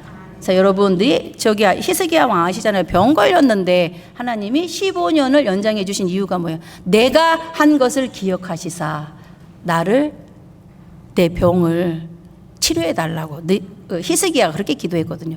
뭔가 하나님께 한 게 있어야 하나님이 기억을 하시죠. 여러분이 기도를 드렸던가 물질을 드렸던가 뭔가 선한 일을 하나님의 나라를 위해서 한 것이 있을 때 우리는 하나님 앞에 당당하게 기도할 수가 있는 거예요. 하나님, 내가 한 것 좀 기억해 주세요. 그래서 나를 치료해 주세요. 내 문제 해결해 주세요. 내 자녀 문제도 해결해 주세요. 내 건강도, 내 인생도 하나님 축복해 주세요.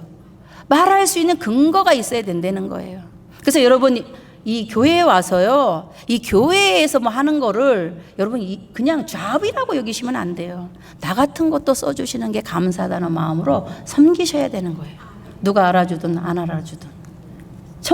심지어 여기다 물 하나, 강대산에 물 하나 떠놓는 것도요, 하나님께 드린다는 마음으로 섬겨보세요. 거기에 나병 환자의 그 발걸음에 힘을 더하신 하나님의 역사가 이 물그릇 하나 강대산에 놓는 거에도 역사하실 줄로 믿습니다.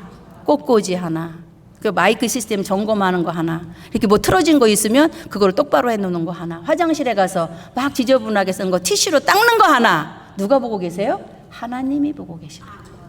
다 차곡차곡 하늘 창고에 쌓이는 거예요. 저금하는 거예요. 투자하는 겁니다. 그래서 우리가 힘들고 어려울 때 아버지 제가 부족해도 그거 좀 한 거 기억하시면서 도와주시면 안 돼요? 그럼 우리를 불쌍히 여기시고 그래 너 그때 없는 자에게 네 용돈 줬잖아. 네 생활비 줬잖아. 알았다. 이때가 내가 너한테 보상할 때구나. 걱정하지 마. 내가 도와줄게. 내가 축복해 줄게. 자, 그래서 느헤미야는요, 그 하나님의 비전을 성취할 때 무수한 공격을 받았습니다. 정말 암몬 사람 도비아와 아라비아 사람 세겜, 산발랏, 도비아, 세겜 이런 사람들이 일어나서 막 조롱하기 시작해. 니까지 깨. 니가 또 느헤미야 나이가 젊었거든요. 네 주제에 네 젊은 사람, 네가 뭘 한다고 성벽을 지어? 너 이거 짓고 너 왕이 되려고 그러는 거지? 조롱하고 비웃고, 야, 네가 지은 성벽 여우가 올라가도 무너지겠다. 그러면서 막 느헤미야를 조롱하고 안 되니까. 근데 느헤미야는요, 하나님의 선한 손이 나를 도우신다는 믿음으로 나간 거예요. 여러분, 하나님의 손은요, 능력을 의미합니다.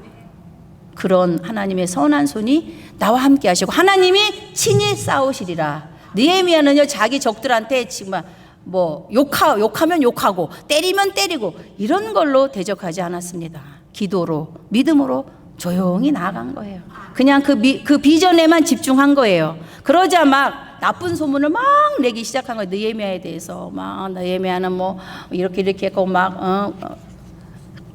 여러분, 하나님의 일을 하시다가 여러분 나쁜 소문 많이 들으시잖아요. 그죠? 막 누가 적들이 원수가 막 여러분에 대한 오해를 하게 하고 막 이런 소문 저런 소문 내가지고 막 하시잖아요. 신경 쓰지 마세요. 느헤미야 보시면은요, 하나도 흔들림이 없었어요. 그냥 자기에게 주어진 사명과 그 부르심과 그 비전에 딱 포커스를 맞추고요, 묵묵히 하나님을 나의 동역자로 삼아서 뚜벅뚜벅 그 일을 행했다는 겁니다.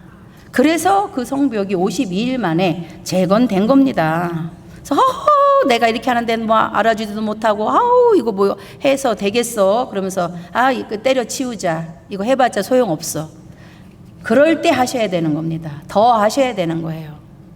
여러분은 원수 마귀는요, 여러분이 하나님의 나라와 하나님의 비전과 그 부르심에 합당한 삶을 살아내려고 할 때 가장 날뛰어요.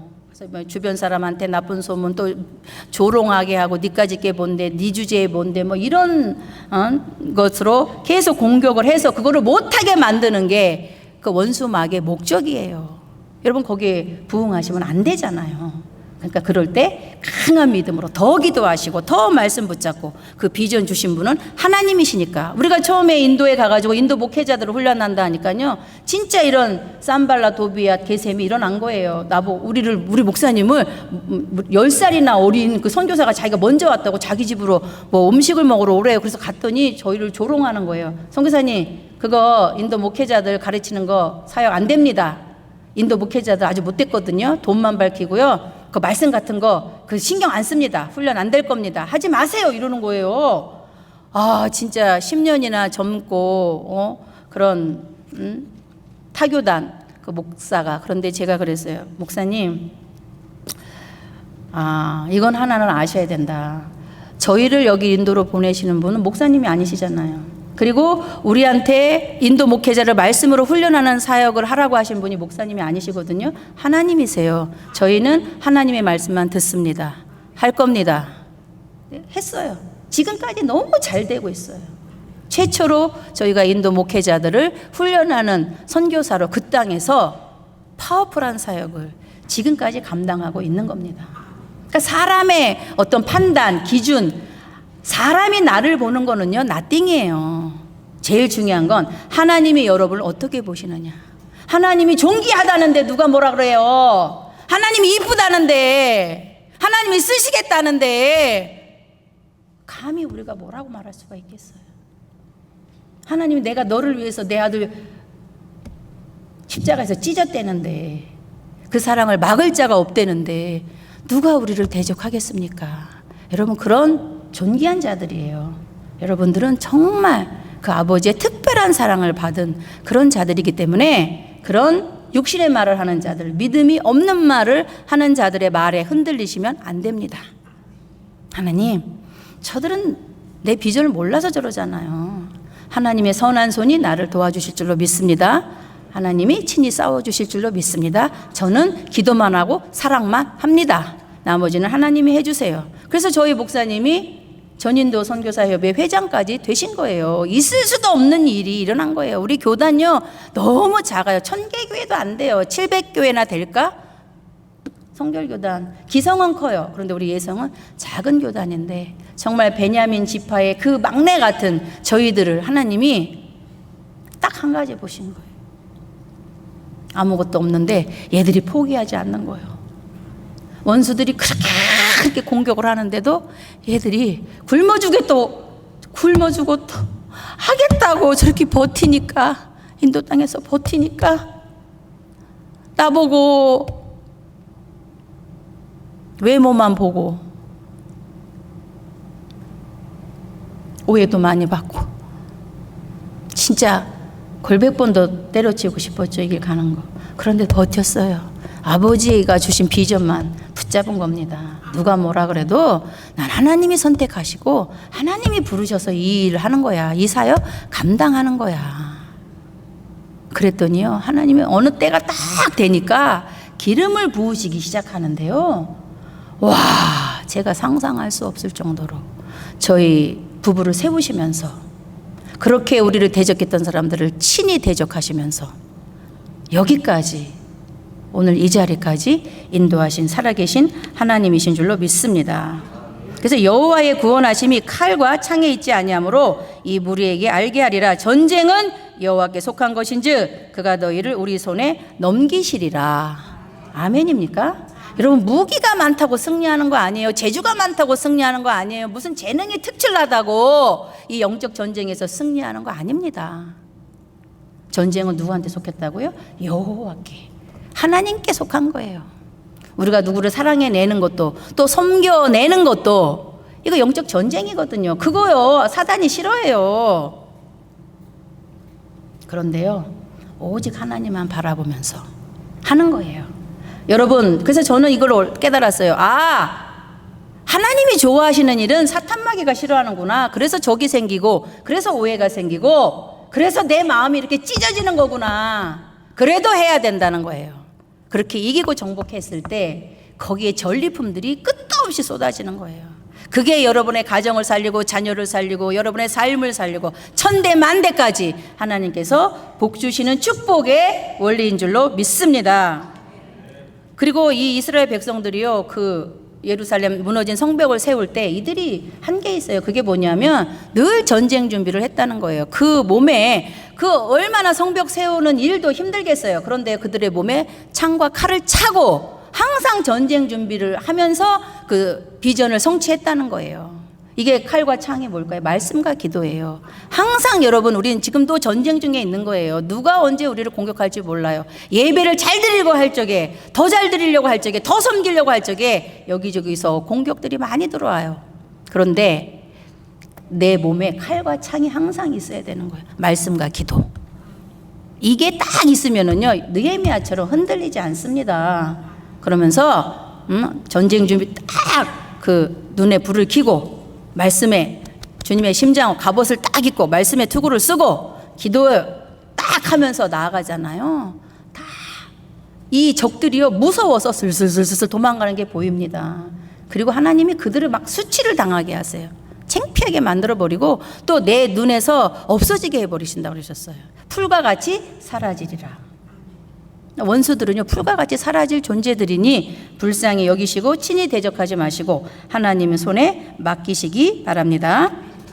자, 그렇게 해서 하나님과 비전어리는 동역자예요.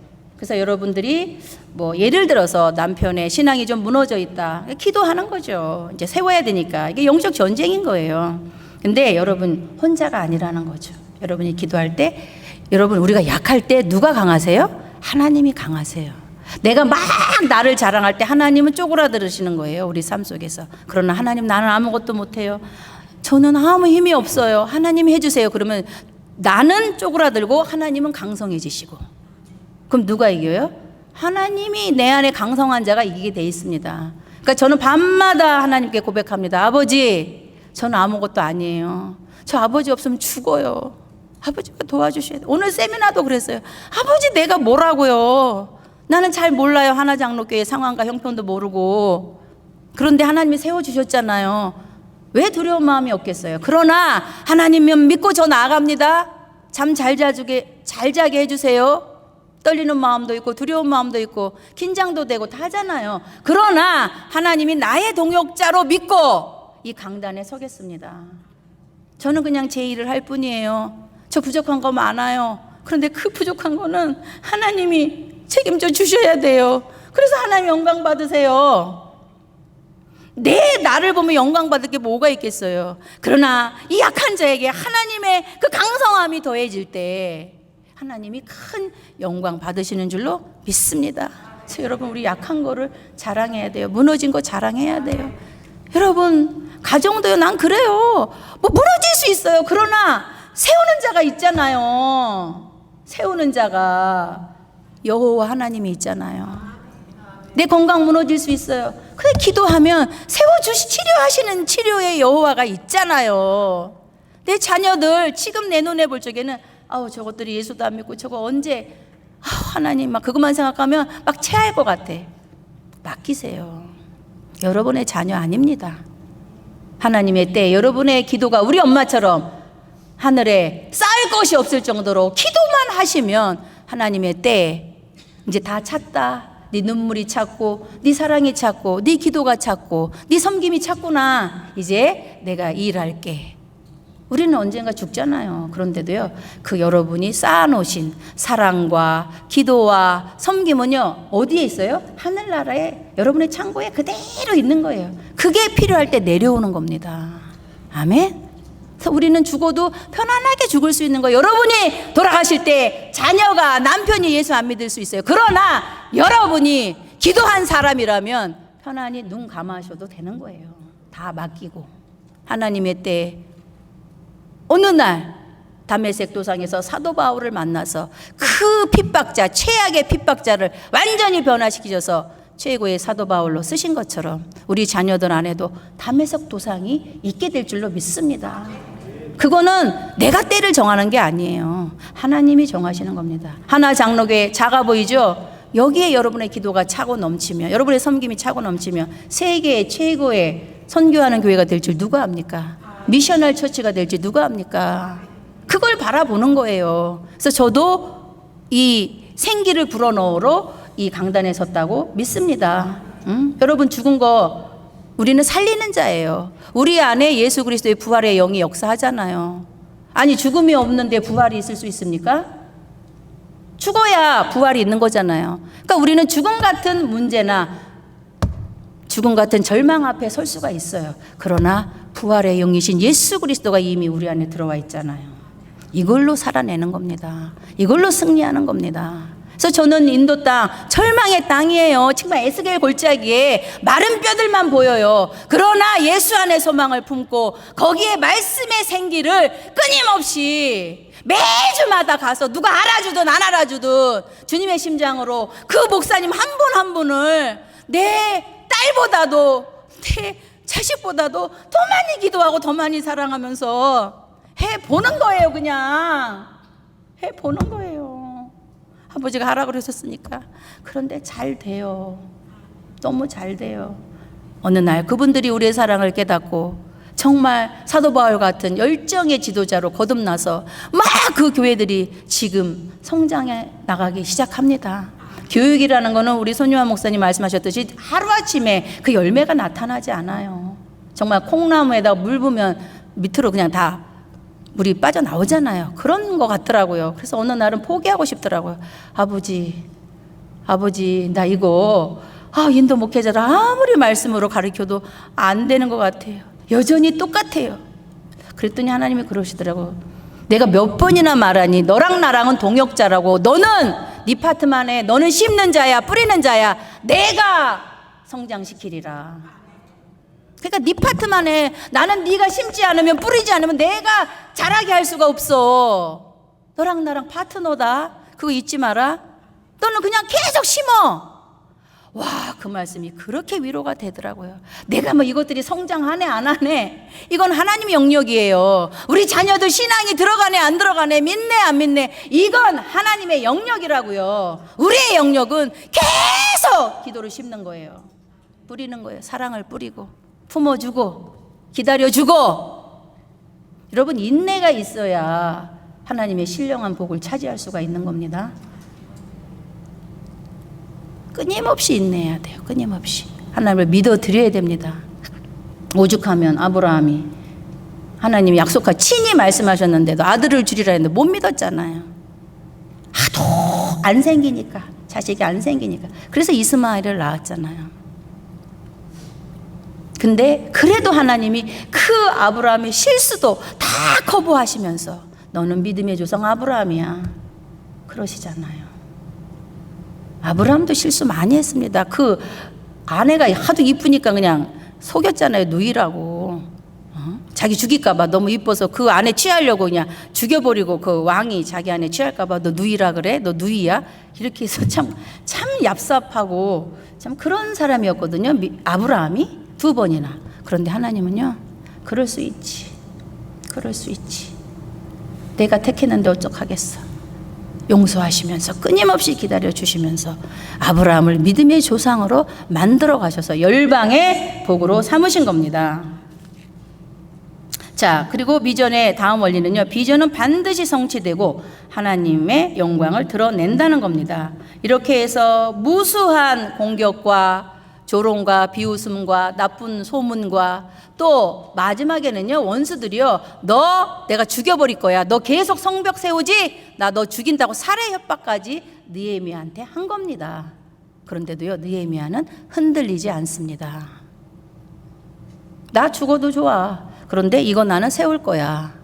그랬을 때 원수들이 더 이상 무서워서 느헤미야를 건드리지 못하고 52일 만에 그 느헤미야와 이스라엘 사람들의 동역으로, 협력으로 거뜬하게, 멋지게, 위대하게 그 성벽이 재건된 겁니다. 지금 인도 땅 성벽이 무너져 있어요. 하나님 나라가 무너져 있잖아요. 저희가 느헤미야예요. 우린 동역자가 필요합니다. 그래서 이렇게 매년 나와서 협력해 달라고, 후원해 달라고 요청을 드리는 거예요. 느헤미야가 그 이스라엘 민족들한테 가서 우리 같이 세우자, 그래서 이 수치를 면하자 그랬을 때 아멘으로 일어나서 그 이스라엘 민족이 누가 어디를 중수했는지 자세하게 기록되어져 있어요. 우리가 인도 땅에서 하나님의 무너진 나라를 같이 세워나갈 때 여러분의 동역하시는 모든 자는 여러분의 하나님의 생명책에 여러분이 어떤 일을 했는지 세세하게 느헤미야 4장에 나온 것처럼 여러분의 이름이 그곳에 기록될 줄로 믿습니다. 하나님이 얼마나 기쁘셨으면 그 이름을 다 기록하라고 하셨겠어요. 그래서 무너진 것에 동역하는 자들은요, 하나님이 반드시 기억하십니다. 그래서 여러분, 저희가 돈을 벌 수가 없잖아요. 직업이 없잖아요. 비즈니스 하는 거 아니잖아요. 그러니까 이렇게 하나님의 자녀들이 그 이스라엘 민족이 무너진 성벽의 동역자로 같이 일어나서 그 예루살렘 성벽을 세운 것처럼 선교사들이 선교지에 가서 그 무너진 하나님 나라를 세우려고 할 때 여러분의 생업을 잘 되게 하시고 여러분의 복을 주시면서 보내는 선교사로서 여러분을 사용하셔서 그 일을 이루시고 싶어 하신다는 것을 여러분들은 기억하시기 바랍니다. 그래서 저는 저가 그랬어요. 코로나 때 한국교회 갔을 때 그랬어요. 울면서 호소했어요. 여러분, 코로나 때 힘드시죠? 그러나 우리는요, 인도 땅에서 뼈를 묻을 겁니다. 우리 돌아오게 하지 마세요. 자, 한국에 돌아와서 할 일 없습니다. 나간 선교사는 뼈를 묻겠다는데 보내는 선교사들은 상황이 좀 힘들다고, 내 비즈니스가 좀 안 된다고, 내 자녀들 도와줘야 된다고 그 사명 감당하지 않으면 한 명의 선교사가 만들어지기까지 아버지가 그 노력하신 게 얼마나 많은데, 기다리신 게 얼마나 많은데 그 사람들이 돌아오면 그 민족 무너지는 겁니다. 그래서 여러분, 나간 선교사들이 돌아오지 않도록 보내는 선교사가 복을 받으셔서 끊임없이 지원하셔야 됩니다.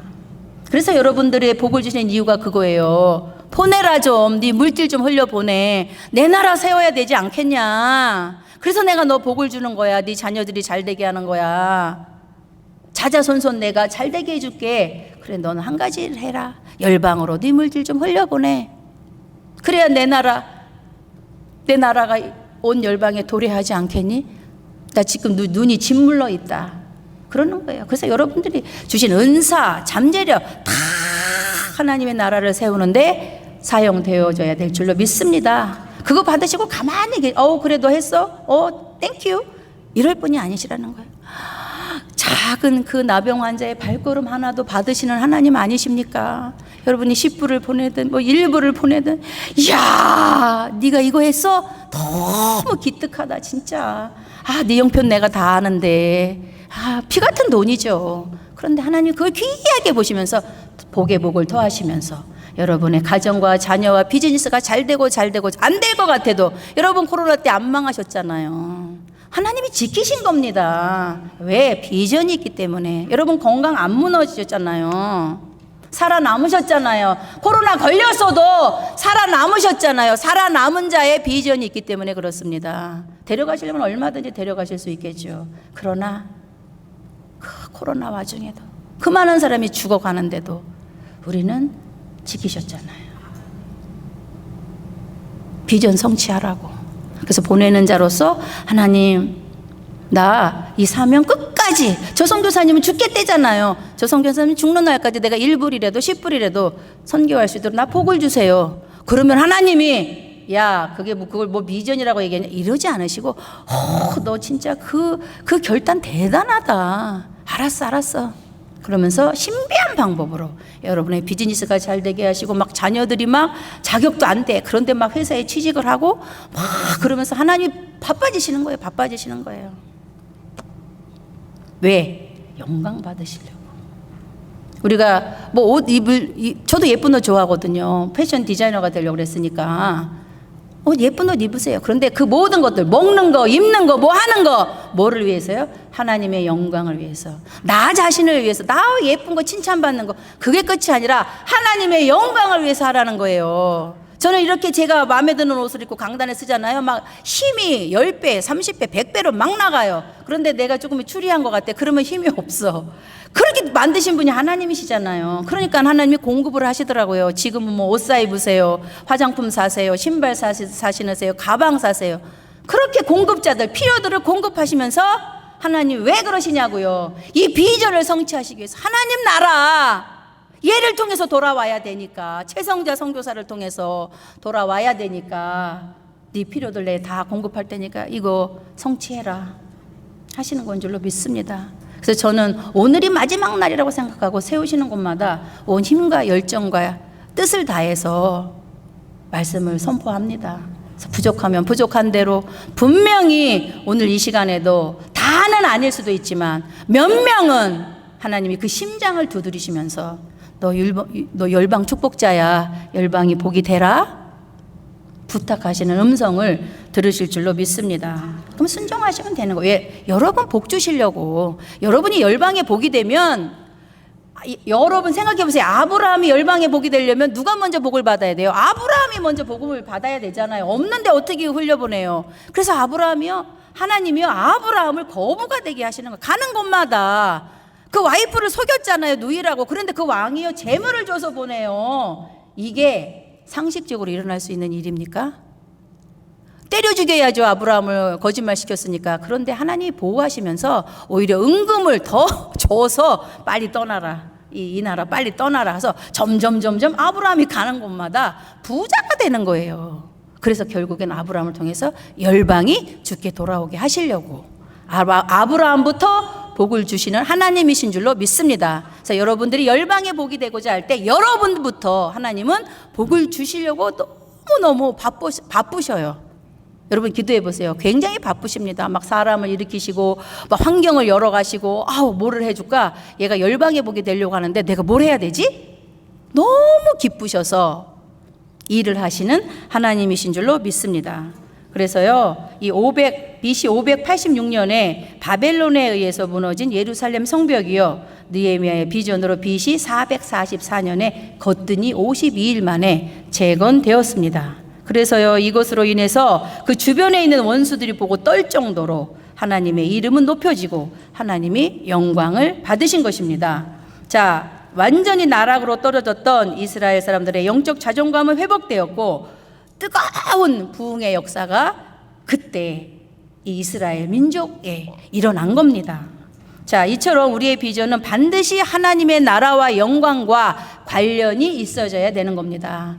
내 탐욕을 위해서 나 잘 먹고 잘 사는 거는 하나님하고 상관없어요. 하나님은 고개를 돌리십니다. 그런데 내 것에서 노임받아서 하나님의 나라와 하나님의 비전에 내가 동참하려고 할 적에 하나님께서는 모든 것을 다 동원하셔서 그 일을 이루시게 하시는 살아계신 하나님이신 줄로 믿습니다. 그래서 그 일을 하다가 내가 좀 손해를 보고 오해를 받을 수도 있고 또 어떤 때는 내 생명의 위협을 받게 될 수도 있어요. 우리가 막 그 신학교를 계속 개척하고 매년마다 개척했거든요. 그랬더니 어느 날 편지가 저한테 왔어요. 그러면서 니네 계속 이렇게 개척하면 죽여버릴 거라고.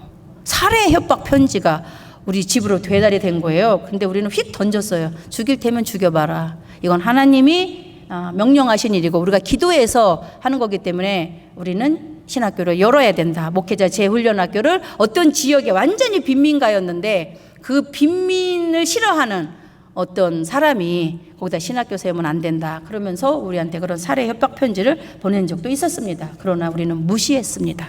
왜냐? 괜찮다. 뭐 지금 죽어도 내 열매는 있으니까 그걸로 가면 되는 거고 또 나는 죽지 않는다는 믿음이 있었어요. 왜냐? 하나님이 지키시잖아요. 하나님의 사람은. 그래서 그냥 열었어요. 거기서 4년 동안 말씀 훈련을 잘 하고 그 지역 목회자들을 하나님의 군대로 세워놓고 우리는 떠나왔습니다. 그래서 우리는 4년마다 옮깁니다. 여기저기로 옮겨 다니면서 그 필요가 있는 지역에 들어가서 그 목사님들을 하나님이 사용하실 만한 그런 군대로 세워놓고 또 다른 곳에 개척을 하고 이렇게 해서 지금 너무나 많은 인도 목회자들이 우리 학교에서 훈련을 받아서 하나님의 군대로 세워지고 있습니다. 하나님은요 비전어리들하고 일하십니다.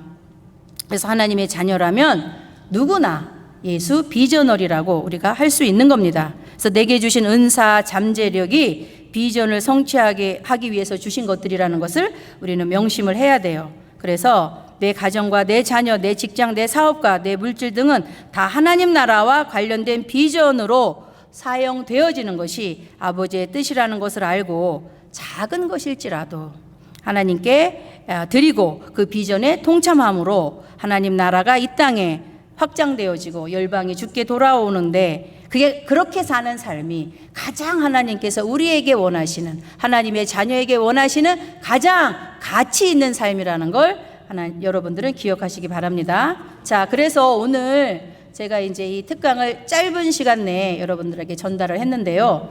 제가 여러분한테 한마디로 오늘의 특강의 주제를 한마디로 표현하십시오. 그러면은 이겁니다. 내가 느헤미야입니다. 여러분 한 사람 한 사람이 이 시대의 느헤미야라는 거죠. 자, 한번 자기 자신한테 손에 가슴을 얹고 외쳐보겠습니다. 내가 이 시대의 느헤미야입니다. 내가 이 시대의 느헤미야입니다.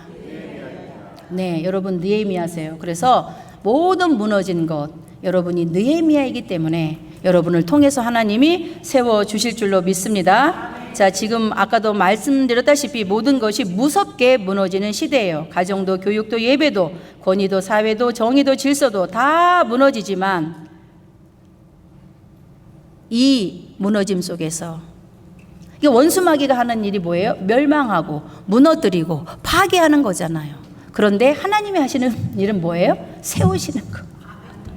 그러니까 무너진 곳에 하나님의 영광이 드러나는 거예요. 여러분이 느헤미야가 되어줘서 내 가정을 세우고 내 자녀를 세우고 내 교회를 세우고 열방을 세울 때 하나님이 거기에서 큰 영광을 받으시는 것인 줄로 믿습니다. 그래서 우리는 이런 세우는 자 느헤미야가 되어져야 됩니다. 그래서 무너진 것들 여러분 걱정하지 마세요. 두려워하지 마세요. 염려하지 마세요. 여러분 이것들이 하나님의 비전이 거기에 비전이 심겨지고 그래서 이 비전을 기도로 여러분이 계속해서 전진의 전진을 거듭해 나갈 때 반드시 하나님이 영광을 받으시게 되는 줄로 믿습니다.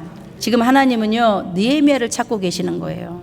눈이 시뻘개지셔서 어디에 나의 느헤미야들이 있을까? 무너진 것을 앞에서 벌벌 떠는 자들 말고 그 무너짐 앞에서 당당하게 말씀으로 기도로 일어서는 느헤미야들 하나님이 찾아서 뭐 하시려고요? 일하시려고 사용하시려고 하나님이 지금 시뻘건 눈으로 찾으시는데 우리 하나장로교회 모든 성도님들이 이런 하나님이 찾으시는 이 시대에 느헤미야가 되실 줄로 믿습니다. 그래서 여러분 우리 비전이요 아까도 말했듯이 큰 것만 아니에요. 좋은 엄마가 되는 것도 비전이고 좋은 아빠가 되는 것도 비전이에요. 좋은 남편, 좋은 성도, 좋은 직장인, 좋은 상사, 좋은 사업가, 좋은 목회자, 좋은 선교사, 내가 속한 모든 영역 속에서 여러분은 비전을 선포하시고 그 무너진 것을 보면 내가 느헤미야라는 사명을 가지시고 기도로서 그것들을 세워놓을 때 하나님은 크게 영광 받으시고 온 열방에 하나님 나라가 확장되고 또 확장될 줄로 믿습니다. 그래서 여러분 우리 목사님이 우리 인도 땅에 1000개 교회 세우는 게 비전이다. 이게 100천만 비전이거든요. 근데 코로나 때 정말 기가 막히더라고요. 아니 이걸 어떻게 인도 땅에 누가 우리를 도우리요 하는 마음에 제가 간절히 기도했을 때 하나님께서 지혜를 주셨어요. 여러분 어떤 어려운 일이 생길 때요 기도하시면 하나님의 지혜가 옵니다. 아이디어가 생기는 거예요. 떠올라요 갑자기. 저는 매일 이런 걸 경험을 해요. 이렇게 해봐라 저렇게 해봐라 막 하나님의 지혜가 막 부어지는 걸 느껴요. 그러면서 이러는 거예요. 아버지 누가 2,500만 원을 지금 없는데 이걸 누가 후원을 하겠어요. 어느 교회 지금 예배도 안 드려요. 그랬을 때 하나님이 다 방법이 있단다. 혼자서 한 교회가 2,500만 원 25,000불씩 하기는 힘들겠지만 네가 이사를 모집해라. 그래서 한 달에 10만 원씩은 할 수 있지 않냐, 5만 원씩은 할 수 있지 않냐, 그런 이사들을 모집을 해라. 그래서 25명을 모집을 하면 2,500만 원이 될 거 아니냐. 그래서 1년에 하나씩은 세우는 그런 비전으로 나아가라. 이렇게 말씀을 하시는 거예요. 그래서 제가 개인적으로 그때 뭐 예배도 없었고 그랬으니까 코로나 때 이 개인적으로 만났을 때 집사님, 권사님 우리 100천만 비전 이사로 동역해 주세요. 한 달에 3만 원도 좋아요. 5만 원도 좋아요. 형편 되시면 10만 원도 좋아요. 십시일반으로 우리 조금씩 코로나라고 하나님 나라 안 세웁니까? 하나님의 교회 안 세웁니까? 하나님이 주신 비전인데 우리 이러면은 이 코로나 때 새롭고 산 길로 집사님과 권사님 가정과 자녀와 일터를 인도하셔가지고 반드시 복 주실 줄로 믿으니까 한번 동참합시다. 계속 권면했어요. 만나면서 식사하면서 만나는 사람마다. 그랬더니 그분들이요. 와 제가 놀란 게요. 성도님들이 그 어려울 때 더 하나님을 섬기고 싶어하는 갈망하는 마음이 있더라는 거예요. 그분들이 해야죠. 그러면서 12명의 이사들이 세워진 거예요. 그래서 코로나 때 거의 3년 됐잖아요. 매년 1년씩 그 이사들이 십시일반으로 5만 원, 10만 원, 3만 원, 어떤 사람 만 원, 뭐 어떤 사람 1년도 해요. 어떤 사람 2년도 해요. 어떤 사람 평생 하겠다고도 해요. 이렇게 단기, 장기, 평생 이사들을 하나님 모집하게 하셔가지고 세계교회를 하나님께 올려드렸습니다. 이게 나병 환자들의 그 발걸음 아니겠어요? 십시일반 작은 발걸음, 그 작은 물질 하나하나를 드릴 때 이게 거기 하나님의 힘이 더해져 가지고 인도 땅의 교회가 막 구석구석에 공격적으로 우뚝우뚝 서가는 것을 제 눈으로 목도했습니다. 그래서 여러분들도 여기 100천만 비전 이사에 얼마라도 좋습니다. 동참하셔서 인도 땅에서 저는 꿈이 힌두 신전보다 많은 하나님의 몸된 제단을 제 살아생전에 좀 봤으면 하는 그런 마음이 있습니다. 힌두 신전은요 수억씩 들여서 가장 좋은 자리에 가장 멋지게 세워지고 있어요. 매년. 하나님의 몸된 제단은 1년에 하나 세워지기도 힘들다면 이거 안 되지 않겠습니까? 여러분 인도 땅에 교회가 많은 게 좋아요? 힌두 신전이 많은 게 좋습니까? 힌두 신전보다는 하나님의 몸된 제단이 많으면 하나님이 영광 받으시고 우리도 좋잖아요. 그런데 여러분이 옥합을 깨뜨리시지 않으면 이런 일이 일어날 수가 없습니다. 그래서 정말 우리의 작은 물질을 하나님께 드려서 비전을 선포하시고 그 비전을 선포하는 것에 하나님의 능력이 더해져서 여러분의 무너진 모든 것들을 하나님이 살리시면서 열방의 축복자로 하나님을 복 주셔서 하나님의 나라가 반드시 도래할 줄로 믿습니다. 자, 여러분 우리 함께 찬양 하나를 하기를 원합니다. 축복의 통로. 당신은 하나님의 언약 안에 있는 축복의 통로. 다 일어나 보세요. 제가 예상한 시간보다 좀 빨리 끝나게 돼서 감사드립니다. 그리고 일찍 시작해 주신 그 손 목사님의 지혜에 감사를 드립니다. 자, 저 피아노 제가 시작할 테니까 그냥 따라와 주시면 돼요. 여러분의 옆에 있는 사람 다시 한번 축복자입니다. 당신은 느헤미야입니다. 당신은 느헤미야입니다. 당신은 열방 축복자입니다. 당신은 열방 축복자입니다. 자, 그래서 축복의 통로 이 찬양을 부르시면 처음 번째는 열방이 돌아오리라고요. 두 번째는 인도가 돌아오리라. 요거 기억해 주시면서 함께 찬양해 주시면 감사하겠습니다. 손을 들고 당신은 하나님의 언약 안에 있는 축복의 통로. 아멘. 당신을 통하여서 열방이 주께 돌아오게 되리. 한 번 더 합니다. 당신은 하나님의 언약 안에 있는 축복의 통로. 당신을 통하여서 당신을 통하여서 인도가 주께 돌아오게 되리. 주께 예배하게 되리. 주께 예배하게 되리. 기도하시겠습니다. 사랑해 주님 감사합니다.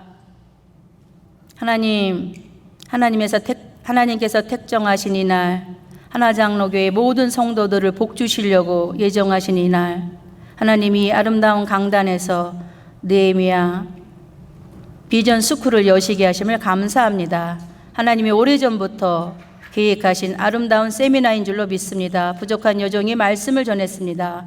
하나님, 나의 부족한 점은 주님께서 가려주시고 하나님, 오늘 이곳에 온 한 사람 한 사람 하나님이 그들의 가슴 속에 너가 느헤미야야, 이 시대에 나는 너에게 승부를 걸겠다고 말씀하시는 하나님의 음성을 듣게 하여 주시옵소서. 그리고 너의 무너진 거 내가 다 세울 거야. 너는 기도만 해. 그래서 너와 나는 동역자다. 너의 무너진 가정, 자녀, 사업체, 인생, 관계 다 세워서 너를 열방 축복자로 만들겠다고 선포하시는 하나님의 음성을 우리 모두가 들은 줄로 믿습니다. 하나님, 이제 하나 장로교회에 하나님이 왕으로 임재하시고 이 교회에 하나님께서 날마다 말씀과 기도로 함께 하시고 또 우리 목사님과 성도들이 한 마음으로 세계 열방을 향하여 눈을 돌리고 또 하나님의 그 유일한 비전, 열방이 주께 돌아오는 그 비전에 동참하는 하나 장로교회가 되어져서 이 마지막 시대에 최고로 쓰임받을 수 있는 느헤미야 교회로, 열방 축복자의 교회로 주님께서 마음껏 거침없이 기름 부어 주시옵소서. 모든 것 하나님께 맡겼고 살아계신 예수 그리스도 이름 받들어 간절히 기도드려 싸움나이다. 아멘. 아멘.